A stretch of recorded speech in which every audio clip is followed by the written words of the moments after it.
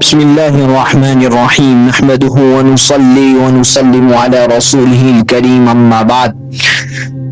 میرے عزیز بھائیوں، آج میں آپ کو بنی اسرائیل کا ایک عجیب اور سبق آموز واقعہ سناتا ہوں۔ ایک شخص تھا، سخت مزاج، گناہوں میں ڈوبا ہوا۔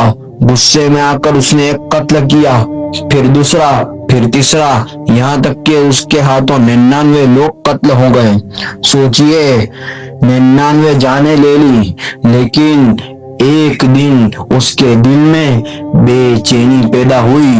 گناہ کرتے کرتے بھی دل کبھی نہ کبھی جاگ ہی جاتا ہے۔ اس نے سوچا، کیا میرے لیے توبہ کا کوئی راستہ ہے؟ وہ ایک عبادت گزار شخص کے پاس گیا اور پوچھا، میں نے 99 قتل کیے ہیں، کیا میری توبہ قبول ہو سکتی ہے؟ اس عابد نے جواب دیا، 99 قتل؟ تمہاری کوئی معافی نہیں۔ یہ سن کر وہ شخص غصے میں آیا اور اس نے اس عابد کو بھی قتل کر دیا۔ اب اس کے قتل 100 ہو گئے، لیکن اس کا دل پھر بھی مطمئن نہیں ہوا۔ اس بار وہ ایک عالم کے پاس گیا۔ اس نے پوچھا، میں نے 100 قتل کیے ہیں، کیا میرے لیے توبہ کا کوئی موقع ہے؟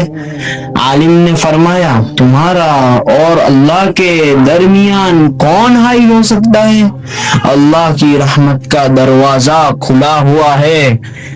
لیکن اس نے ایک نصیحت بھی کی، کہا، اس بستی کو چھوڑ دو، یہاں برائی کا ماحول ہے، نیک لوگوں کی بستی میں چلے جاؤ اور وہاں جا کر اللہ کی عبادت کرو۔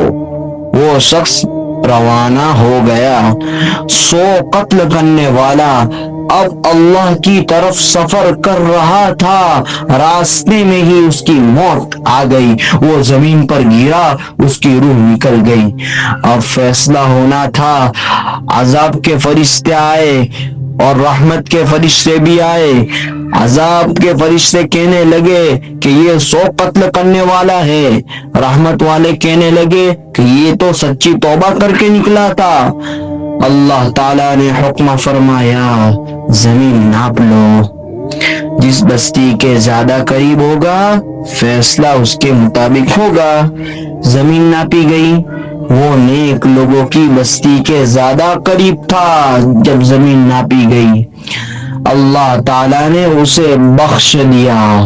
میرے بھائیوں، 100 قتل، لیکن ایک سچی نیت نے سب بدل دیا۔ سوچئے ہمارا گناہ کیا ہے؟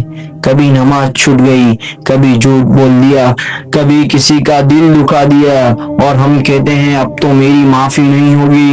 یہ شیطان کی چال ہے۔ وہ چاہتا ہے کہ تم مایوس ہو جاؤ، لیکن اللہ تعالیٰ فرماتا ہے کہ اس کی رحمت ہر چیز پر غالب ہے۔